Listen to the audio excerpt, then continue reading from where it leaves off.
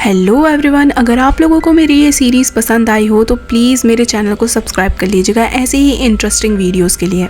इस पार्ट की शुरुआत के साथ हम देखते हैं कि शिमादा युनसू को बुरी तरीके से घायल करके चला जाता है, जिस पे युनसू की सिर्फ एक शर्त होती है कि वो हाना की तरफ दोबारा कभी आंख उठा के नहीं देखेगा। फिर अपने दर्द को सहते हुए युनसू जैसे तैसे करते अपने विला तक पहुंचता है, जिसके बाद हाना दरवाजे पे आवाज सुन के उठ जाती है और जब वो अपने सामने युनसू को देखती है तो वो बहुत खुश होती है उसे देख के। युनसू भी उसे वहाँ पे देख के बहुत खुश होता है और तभी हाना उसे हक करती है और युनसू बेहोश हो जाता है। ये सब कुछ देख के हाना को समझ में नहीं आता कि आखिर हुआ क्या है, पर थैंकफुली तभी वहाँ पे युनसू का असिस्टेंट डॉक्टर लेके वहाँ पे पहुंच जाता है और हाना को तब समझ में आता है कि युनसू बुरी तरीके से घायल है। फिर इस सब के बाद हाना को ये चिंता खाई जा रही होती है कि क्या युनसू के ये हालात उसकी वजह से हैं। फिर इस दिन के बाद से हाना कभी भी युनसू को अकेला नहीं छोड़ती है, वो हमेशा उसके साथ रहती है और उसकी केयर करती है और उसकी इंजरी से उसे रिकवर करने में हेल्प कर रही होती है। युनसू भी ये सब कुछ देख के हमेशा खुश रहता है और यहाँ पे वो खुद से प्रॉमिस करता है कि अब जब भी वो हाना से दोबारा इस जिंदगी में मिलेगा तो वो उसकी इस मुस्कुराहट की वजह बस बनेगा, ना कि आंसुओं की,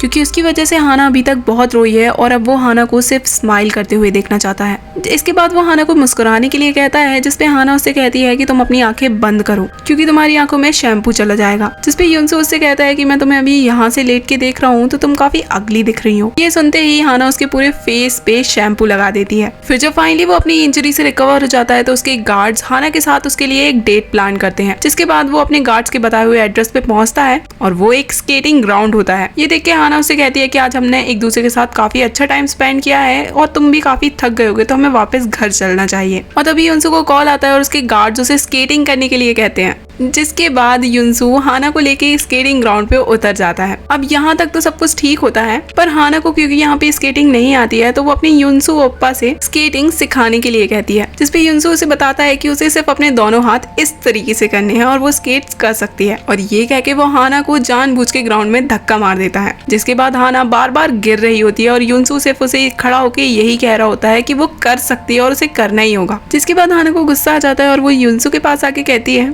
कि तुम सच सच मुझे बताओ कि तुम्हें भी स्केटिंग नहीं आती है ना। तो युनसू का ईगो ये बात मानने से इनकार कर देता है और वो हाना से कहता है कि हाँ, स्केटिंग करना कौन सी बड़ी बात है, और वो रेलिंग को पकड़ के स्केटिंग करने की ट्राई करता है पर फिर भी गिर जाता है और वो उससे कहता है कि वो 5 मिनट में स्केटिंग सीख ही लेगा, जबकि होता उल्टा है और हाना 5 मिनट में स्केटिंग करना सीख लेती है जैसे तैसे करके, और जबकि युनसू उसकी टेल बन के उसे पीछे से पकड़ के घूम रहा होता है। फिर यहाँ पे वो दोनों काफी खुश होते हैं और एक दूसरे के साथ अपना टाइम स्पेंड करते हैं। फिर वो दोनों ही थक कर ग्राउंड पे लेट जाते हैं और दोनों ही डार्क स्काई को देखने लगते हैं, जहाँ पे हाना सडनली विश करती है युनसू से कि उसे काफी सारे स्टार्स देखने हैं। इसके बाद वो अपने गार्ड्स को सिग्नल करता है और वहाँ पे बहुत सारे स्टार्स आ जाते हैं और उसे देख के हाना बहुत खुश होती है और खुशी के साथ चिल्ला के कहती है कि उसकी कोई भी विश हो उसके युनसू ओप्पा हमेशा उसे पूरा कर सकते हैं। जिसके बाद वहाँ पे लाइट से लिखा आता है कि युनसू उसे हमेशा प्रोटेक्ट करेगा और ये देख के हाना काफी इमोशनल हो जाती है और युनसू उसे गले से लगा लेता है। नेक्स्ट मॉर्निंग दिखाया जाता है कि युनसू का असिस्टेंट काफी सारी शॉपिंग करके लाता है, जिसके साथ वो हाना के कहने पर रेड कलर की शर्ट युनसू के लिए लेके आता है और हाना वो शर्ट युनसू को पहनाते हुए कहती है कि आज से अब तुम ब्लैक कलर पहनना बंद कर दोगे क्योंकि रेड कलर भी तुम पे बहुत अच्छा लगता है। फिर तभी युनसू के पास चीफ का कॉल आता है और वो उसे होटल में मिलने के लिए बुलाते हैं, जिसके बाद हाना को वहाँ पे छोड़कर युनसू चीफ से मिलने के लिए जाता है और उनसे कहता है कि अब वो अपने आप को पुलिस के सामने सरेंडर कर देगा और इसके लिए वो चीफ से इजाजत मांगता है और चीफ से प्रॉमिस करता है कि वो उनका नाम पुलिस के सामने नहीं लेगा और उनसे रिक्वेस्ट करता है कि वो उसे यहाँ से जाने दें। पर क्राइम बॉस ये बात सुन के काफी गुस्से में आ जाते हैं और उससे कहते हैं कि इस बारे में हम बाद में बात करेंगे। और इस मीटिंग के ओवर होने के थोड़ी देर बाद ही शिमादा और उसके आदमी युनसू के पीछे पड़ जाते हैं, जहाँ पे युनसू भागते हुए जैसे तैसे करके वहाँ पे बच जाता है, पर वो समझ जाता है कि ये जरूर चीफ का ही काम है और यहाँ पे अब वो अपनी जिंदगी में सिर्फ ये चाह रहा था कि वो अपनी पूरी जिंदगी बागी की हाना के साथ बिताए, पर ये भी उसकी जिंदगी में पॉसिबल नहीं हो पा रहा था। वहीं दूसरी तरफ हमें हाना को दिखाया जाता है जो कि युनसू के वापस आने का वेट करते करते बाहर ही सो जाती है और जैसे ही वहाँ पे युनसू वापस आता है तो हाना उसे गले लगाकर अपना प्यार कन्फेस करती है, क्योंकि वो उसके वहाँ पे ना होने से उसने सोचा था कि अब युनसू से वो ये बात कभी भी नहीं कह पाएगी और ना ही कभी उसे दोबारा देख पाएगी। यहाँ पे युनसू उससे कुछ कहने ही वाला होता है पर हाना उसे बोलने से रोक देती है और वो उसे अपने हाथ के ऊपर से किस करती है। और ये करने के बाद वो अपना फेस छुपाते हुए युनसू से पूछती है कि क्या मेरा फेस पूरा रेड हो चुका है। ये बात सुन के युनसू भी हंसने लगता है और उसे बुरी तरीके से चिढ़ाने लगता है, जिसके बाद हाना शर्मा कर घर के अंदर चली जाती है। इस सब के बाद हाना, जो कि रात में अच्छे से सो नहीं पा रही होती है, वो युनसू को देखने के लिए जाती है, पर वो उसकी हिम्मत नहीं होती है कि वो उसके पास जाए। जिसके बाद वो पलटती है तो डर जाती है, क्योंकि वहाँ पे युनसू अपने रेड पैजामा में बैठा होता है और उसे देख के काफी एम्बेरस फील करती है। और युनसू भी ये देख के हंसने लगता है कि हाना उसके साथ रहना चाहती है। फिर इसके बाद युनसू जल्दी से उसके बेड पे चला जाता है और थोड़ी देर बाद हाना को भी बेड पे जबरदस्ती खींच लेता है, जिसके बाद दोनों की ही नींद नहीं आ रही होती है। जिसके बाद युनसू थोड़ा हेजिटेट होते हुए उसका हाथ पकड़ लेता है और थोड़ी देर बाद रूम में सन्नाटा हो जाता है। जिसके बाद हाना उसके पास आके चेक करती है कि क्या वो सच में इतने जल्दी सो गया। और युनसू का सोता देख वो उसे किस करने ही वाली होती है कि तभी युनसू अपनी आंखें खोल लेता है और इसके बाद दोनों ही काफी ऑकवर्डली एक दूसरे को देखने लगते हैं। और आगे दिखाया जाता है कि हाना युनसू के चेस्ट पे सिर रख के सो रही होती है और युनसू उसके बाल स्ट्रोक कर रहा होता है, जहाँ पे हाना युनसू की हार्ट बीट सुन रही होती है और उसे कहती है कि उसे ये साउंड काफी पीसफुल लग रहा है और वो हमेशा उसे इसी तरीके से प्यार करती रहेगी। फिर हाना दोबारा से होटल में काम करने के लिए जाती है, जहाँ पे रियो उससे मिलने के लिए आता है, जहाँ पे वो उसे रिंग देता है जो कि उसने उसी के लिए खरीदी थी, पर हाना उसे लेने से मना कर देती है। हाना उसे सॉरी कहती है और रियो उसे कहता है कि जब तक वो खुश है वो उससे दूर ही रहेगा।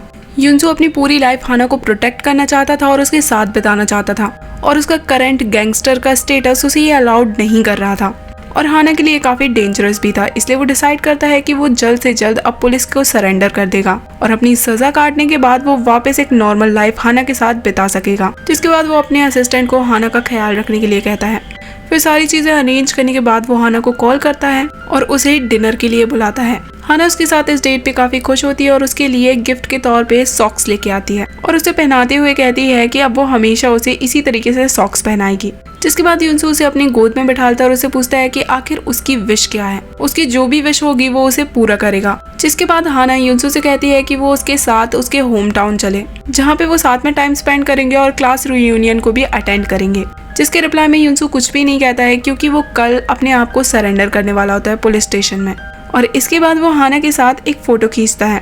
और हाना से कहता है कि वो इस फोटो में अच्छा नहीं दिख रहा है तो ये फोटो वो खुद ही रख सकती है। वो ये सब कहते हुए काफी इमोशनल होता है, क्योंकि उसे लग रहा होता है कि ये उसकी आखिरी फोटो है हाना के साथ। नेक्स्ट डे हमें हाना को दिखाया जाता है, जो कि रियूनियन अटेंड करने के लिए अपने फ्रेंड्स के साथ होम टाउन जा रही होती है। वो स्टेशन पे युनसू के आने का वेट कर रही होती है और तभी युनसू का कॉल उसे आता है और वो युनसू से पूछती है कि आखिर वो कितनी देर में आ रहा है। जिसपे युनसू उसे फ्रेंड्स के साथ जाने के लिए कहता है, क्योंकि वो थोड़ा लेट पहुंचेगा। और यहाँ पे वो हाना से पूछता है कि चाहे कितना भी टाइम हो जाए वो उसका वेट करेगी ना। तो हाना उससे कहती है कि हाँ वो उसका वेट करेगी। इसके बाद युनसू से पूछता है कि क्या वो कुछ और कहना चाहती है, कुछ भी। और उसकी बातें सुन के हाना को थोड़ा अजीब लगता है और फिर वो उसे आई लव यू कहती है, जिसका रिप्लाई युनसू नहीं करता है और फोन कट कर देता है। ये सब हाना को काफी अजीब लगता है और जब वो ट्रेन में चढ़ जाती है तो उसे युनसू दिखाई देता है और वो समझ जाती है कि कुछ ना कुछ गड़बड़ है। जिसके बाद वो अपनी लॉकेट उतार कर युनसू की तरफ फेंक देती है, ये सोचकर कि ये लॉकेट उसे हमेशा प्रोटेक्ट करेगी। जिसके बाद युनसू वो लॉकेट ले लेता है और कहता है कि अब वो जल्द से जल्द हाना से मिलेगा। फिर युनसू वहाँ से जा ही रहा होता है कि उसे माया मिलती है, जो कि उसे समझाने की कोशिश करती है कि वो अपने आप को पुलिस के हवाले ना करे, क्योंकि अगर वो ऐसा करता है तो क्राइम बॉस उसकी जान ले लेंगे, क्योंकि वो क्राइम बॉस के काफी सारे सीक्रेट जानता है। पर युनसू उसकी एक भी बात नहीं सुनता है और जब वो पुलिस स्टेशन की तरफ जा ही रहा होता है कि रास्ते में उसे एक इनोसेंट सा लड़का दिखाई देता है, जो कि उसकी गाड़ी रोक लेता है और युनसू उसे सामने से कई बार हटने के लिए भी कहता है, पर वो लड़का हट ही नहीं रहा होता है। तो युनसू कार से नीचे उतर के उसे हटने के लिए कहता है और जब वो वापस कार की तरफ जा ही रहा होता है कि ऐन मौके पे शिमादा आके उस पे वार कर देता है, जो कि एक मौका ही चाहता था युनसू को मारने का। यहाँ पे हमें समझ में आता है कि शिमादा ने उस लड़के का यूज किया था युनसू को रोकने के लिए और ये सब उसका एक प्लान होता है। इसके बाद युनसू अपनी जान बचा के वहाँ से भागने की कोशिश करता है, पर शिमादा उसे जान से मारने के लिए उसकी तरफ बढ़ता है। तभी माया अपनी कार से उस तरफ आ रही होती है और ये सब देखकर वो जानबूझ के शिमादा को अपनी कार से ठोक देती है और इसी के साथ शिमादा का चैप्टर हमेशा हमेशा के लिए एंड हो जाता है, क्योंकि इस बार बंदा अपनी जान से ही हाथ धो बैठा। पर ये देख के कि माया ने शिमादा को मार डाला है, युनसू माया से काफी नाराज होता है, क्योंकि अब इस मर्डर केस की वजह से हाना को अब युनसू का और वेट करना पड़ेगा। जिसमें माया युनसू को समझाते हुए कहती है कि उसने ये मर्डर किया है और वो ही इसका ब्लेम लेगी और युनसू को वहाँ से जल्द जाने के लिए कहती है। पर युनसू माया को इस मर्डर केस में फंसने नहीं देना चाहता था, क्योंकि वो अच्छे से जानता था कि वो सिर्फ उसे प्रोटेक्ट करना चाहती है और युनसू जबरदस्ती माया को वहाँ से भगाने लगता है और उसे कहता है कि वो मर्डर की रिस्पॉन्सिबिलिटी ले लेगा, पर माया वहाँ से जाने के लिए तैयार नहीं होती है। टीवी न्यूज़ ये खबर काफ़ी जल्दी स्प्रेड कर देते हैं और सभी को पता चल जाता है कि शिमादा की मौत हो चुकी है और उसे युनसू ने मारा है और युनसू अब वांटेड क्रिमिनल बन चुका था। माया भी युनसू को अकेला नहीं छोड़ती और उसकी हेल्प करती है कि वो कैसे भी करके पुलिस से बच सके और उसे जैसे तैसे नाइट क्लब में लेके आती है। और युनसू की ये हालत देख के वो काफ़ी ज़्यादा रोती है, क्योंकि भले ही वो हमेशा हाना को परेशान करती रहती थी और उसे बुली किया करती थी, पर वो युनसू को सचमुच में बहुत प्यार करने लगी थी। और इसी के साथ ये पार्ट यहीं पे एंड होता है। तो see you guys in the next part.